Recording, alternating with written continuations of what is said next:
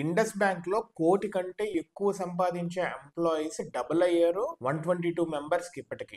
FY21 లో 58 members ఉండేవాళ్ళు, ఇప్పుడు కోటి కంటే ఎక్కువ సంపాదించే వాళ్ళు 122కి చేరారు. అయితే టోటల్ కౌంట్ 663 మెంబర్స్ తగ్గారు, కానీ హై సాలరీడ్ కోటి కంటే ఎక్కువ సంపాదించే వాళ్ళ పర్సంటేజ్ మాత్రము 11.4% తో పెరిగింది. టోటల్ హెడ్ కౌంట్ యాన్యులైజ్డ్ రేట్ ఏమో 7.4% తో పెరిగింది. అయితే హై సాలరీడ్ పర్సంటేజ్ కౌంటే ఎక్కువతో పెరుగుతుంది. బ్యాంక్స్ లేటెస్ట్ యాన్యువల్ రిపోర్ట్ ప్రకారము 17 such individuals, high salary individuals latest గా యాడ్ అయ్యారు అని చెప్పి వీళ్ళు రిపోర్ట్ లో చెప్తున్నారు. అండ్ మిడ్ ఇయర్ లో 33 హై ఎర్నింగ్ ఎంప్లాయీస్ కూడా జాయిన్ అయ్యారు. దగ్గర దగ్గర మంత్లీ 8.5 lakh డ్రా చేస్తున్నారంట వీళ్ళు. అయితే FY24 లో బ్యాంక్ 7500 మెంబర్స్ ని హైర్ చేసుకుంది. అయితే ఆ టైంలో ఓన్లీ నలుగురు such kind of high salary వాళ్ళు జాయిన్ అయ్యారంట, కానీ ఇప్పుడు మాత్రము ఇంత ఎక్కువ మంది పెరిగారు అని చెప్పి వీళ్ళు అంటున్నారు. అయితే వీళ్ళు ఏమంటున్నారంటే వీళ్ళు స్ట్రాటజిక్ గా హైర్ చేసుకుంటున్నారు, సచ్ యాజ్ రిస్క్,